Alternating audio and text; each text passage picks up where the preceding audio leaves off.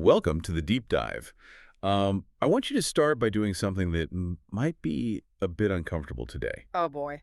Okay. Yeah, I want you to just think about a recent time when a leader, maybe an institution or even an entire system, just completely let you down. That is uncomfortable, but highly relatable. Right. I mean, picture that specific moment of disappointment. You place your confidence in a structure or a person, and eventually, well, the cracks show. Yeah, the foundation just gives way. Exactly. The foundation gives way. And today, we are exploring this ancient piece of wisdom, specifically the text of Psalm 146, that actually confronts that exact experience head on. It really does. So our mission for this deep dive is to sort of extract its timeless blueprint for where we place our ultimate trust, how that choice impacts our daily lives, and ultimately how this ancient text can drastically strengthen your trust and relationship with God today. And you know, what's fascinating here is that it's a text that feels remarkably urgent for us right now. Yeah, absolutely. I mean, while it operates as an ancient hymn, beginning and ending with the command to praise the Lord, underneath that framing is this incredibly gritty meditation on misplaced trust. A gritty meditation, I like that. The writer draws this sharp, realistic contrast between just the sheer fragility of human power and the enduring nature of divine faithfulness. Okay, let's unpack this. Yeah. Because the opening lines actually say, "Praise the Lord, O my soul. While I live, will I praise the Lord. I will sing praises unto my God while I have any being." Right. And what stands out to me is that the writer isn't addressing a congregation. They're speaking directly to their own soul. Yes. And in the framework of ancient wisdom, this represents profound emotional discipline. Discipline. Okay, how so? Well, praise isn't portrayed here as just a spontaneous reaction to having a good day. It's not a fleeting mood. It is a deliberate, lifelong choice. Wow. By commanding their own soul, the writer is establishing an emotional baseline. They're basically deciding that their orientation toward gratitude and trust will not be dictated by external circumstances. It's an internal commitment. Exactly, an internal, lifelong commitment. That concept of self-directed resilience is critical, I think, especially because the text immediately pivots in verse 3 to a really stark warning. Yes, the warning about princes. Right. It says, "Put not your trust in princes, nor in the Son of Man, in whom there is no help." And obviously, in a modern context, those princes, we're talking about politicians. Or the CEOs. Yeah, the CEOs, the influential cultural figures we just elevate to these crazy heights. And if we connect this to the bigger picture, the text follows that warning with a major grounding reality check. Oh, it really does. It notes that this human leader's, quote, breath goeth forth, he returneth to his earth, in that very day his thoughts perish. A bit morbid, but true. Right. I mean, on a surface level, we all understand biological mortality. We know human leaders eventually die. But this isn't cynicism. The text is pointing to something much deeper about human psychology. Which is what? That we often operate subconsciously as if these leaders, their policies or their institutions are permanent fixtures that are going to save us. Oh, man. We project our need for absolute security onto totally temporary structures. We do. We absolutely do. And the ancient wisdom here is aggressively realistic about the danger of that projection. It's basically warning you not to anchor your ultimate hope in a system that literally has an expiration date. Precisely. Because when you make a temporary structure the foundation of your hope. Your hope inevitably collapses the moment that structure fractures. Exactly. Here's where it gets really interesting, though. So the text tears down this illusion of human permanence. But it doesn't leave you sitting in this void of cynicism. No, it shifts gears entirely. Verse 5 shifts the focus to the one who is happy. Happy is he that hath the God of Jacob for his help, whose hope is in the Lord his God. And then it presents this very specific, undeniable resume of divine action. The resume is so compelling. Right. It states that God made heaven, earth, the sea, and everything in them, but then it moves immediately from that sort of cosmic creation into a list of highly active earthly interventions. And this raises an important question. If you analyze the verbs in that section, they construct an entirely different paradigm of power. Let me list them out real quick to bring it to life, because they're amazing. Executing judgment for the oppressed, feeding the hungry, freeing prisoners, opening the eyes of the blind, raising those bowed down, loving the righteous, preserving strangers, and relieving the fatherless and the widow. When you look at human systems, power is almost exclusively defined by dominance, right? That's sure. dominance, wealth accumulation, the ability to enforce your will on others. Exactly. But the resume presented here redefines power as service and restoration. What does true power look like? Here, divine power isn't distant oversight.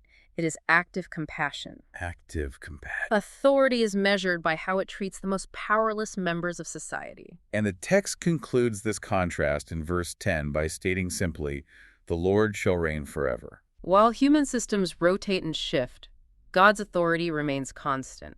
Build trust on what outlasts the moment. So human terms end, companies fold, influence fades. But that divine authority remains constant. It does. So what does this all mean for you? If we take this ancient blueprint and translate it to the 21st century, it outlines several distinct applications for modern life. 5 key takeaways, actually. Let's hit the first one. The first one is about evaluating your hope. Right. Engaging responsibly in politics or society, but anchoring your ultimate trust way deeper than shifting human personalities. The text isn't advocating for total withdrawal from society. You still vote, you work, you participate in the system, but you refuse to give that system your ultimate trust. That leads right into the second application. The practice of personal encouragement. Yes. Just like the opening verse where the writer commands his own soul, modern life requires the ability to model the psalmist and speak truth to yourself. Especially on those low motivation days. When the external world offers absolutely no encouragement, your emotional resilience depends on directing your own internal narrative. And then there's the third application, which is for those listening who hold influence, leading with compassion. If the ultimate model of power is active compassion, then leading with integrity means you have to prioritize fairness. Power without compassion doesn't secure trust. It actively erodes it. It totally erodes it. Yeah. But that brings up the fourth application, because human leaders inevitably fail to model that compassion.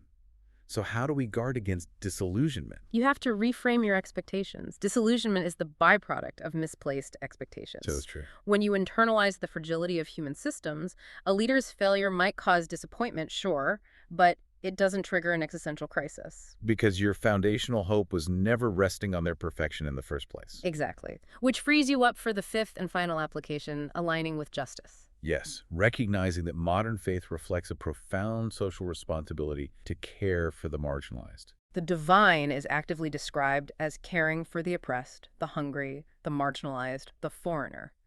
You cannot separate spiritual maturity from social responsibility here. A modern faith framework can't be passive.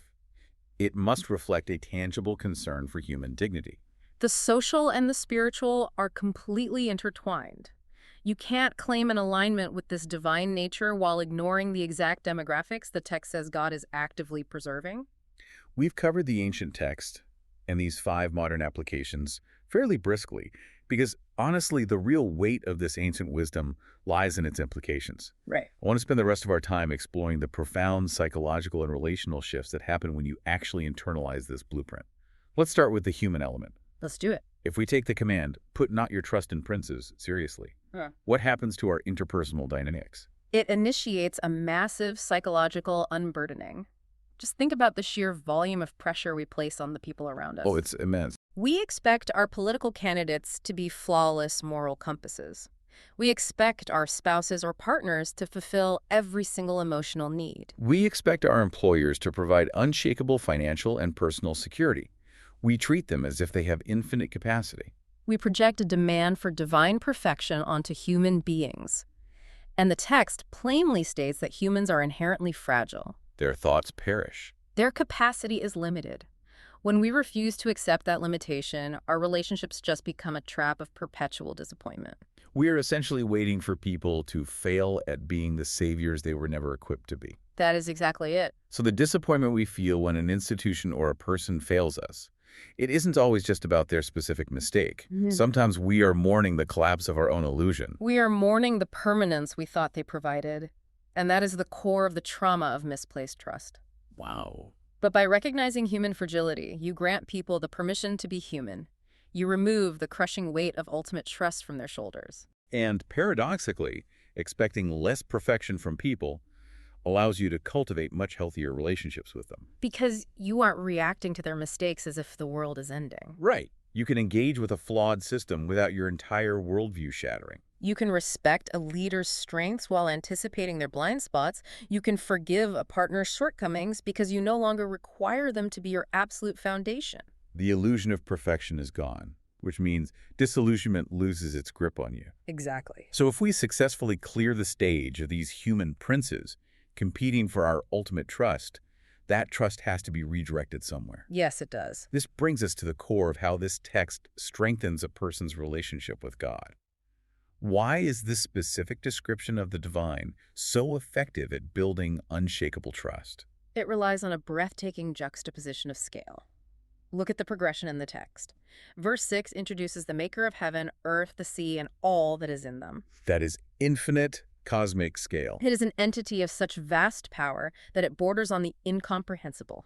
But if the text stopped right there, you'd be left with a God who is incredibly powerful, but entirely distant.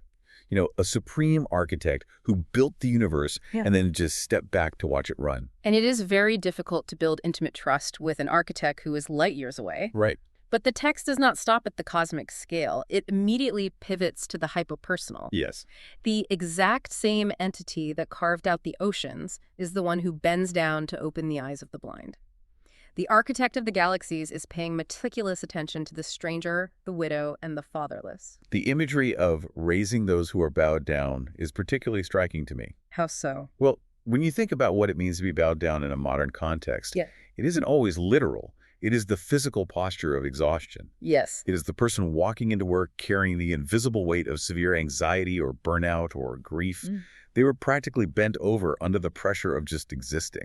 To realize that the cosmic creator is intimately aware of that specific heavy posture changes the entire relational dynamic. It really bridges the gap between infinite power and intimate vulnerability. God is not depicted as aloof or residing solely in the heavens.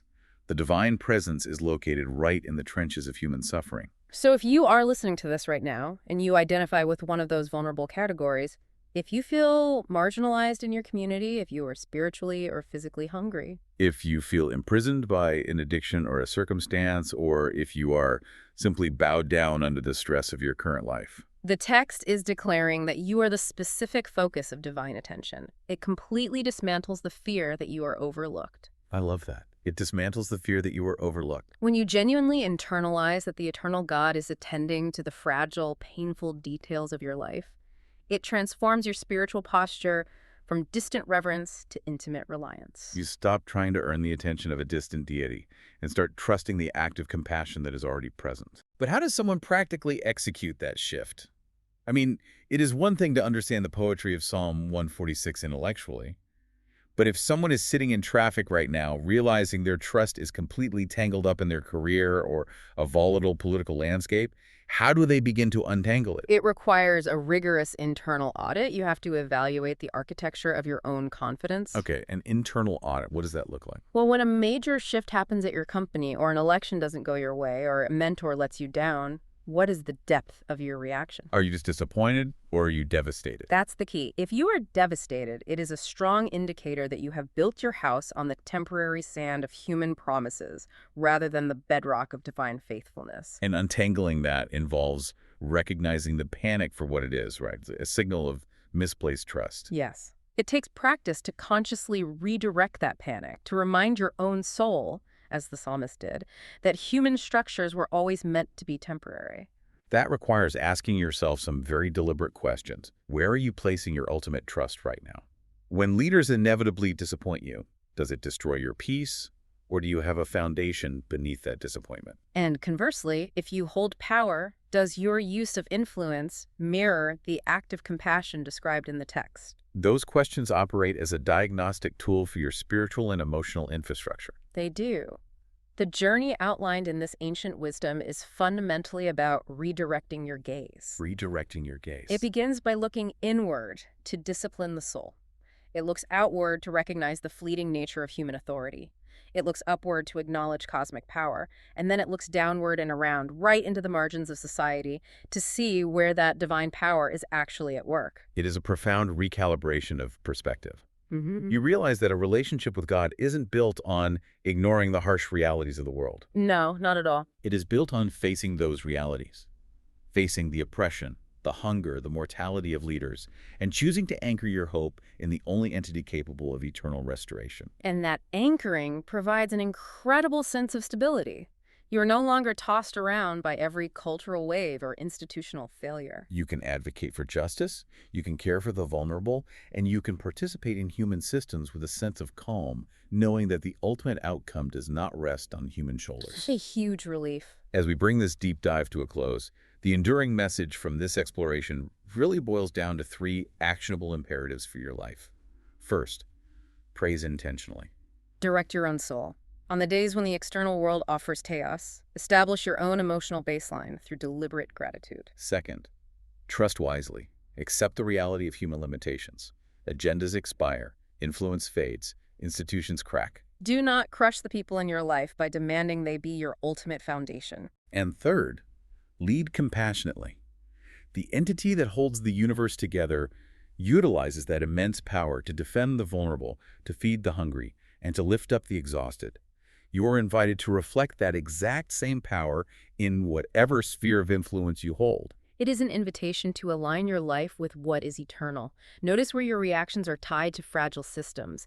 Give the people around you the grace to be human, and look for the quiet, steady ways that active compassion is showing up in your own life and in the lives of those on the margins. Think back to that moment of disappointment you pictured at the very beginning of our deep dive. With this ancient blueprint, that disappointment doesn't have to be a source of despair. It can simply be the catalyst that forces you to redirect your trust to a foundation that will not break. We have covered profound territory today, exploring the psychology of misplaced hope and the intimate nature of divine power. But I want to leave you with a fresh angle to consider. Something to mull over. Exactly. We have spent this time talking about redirecting your trust away from fragile human leaders.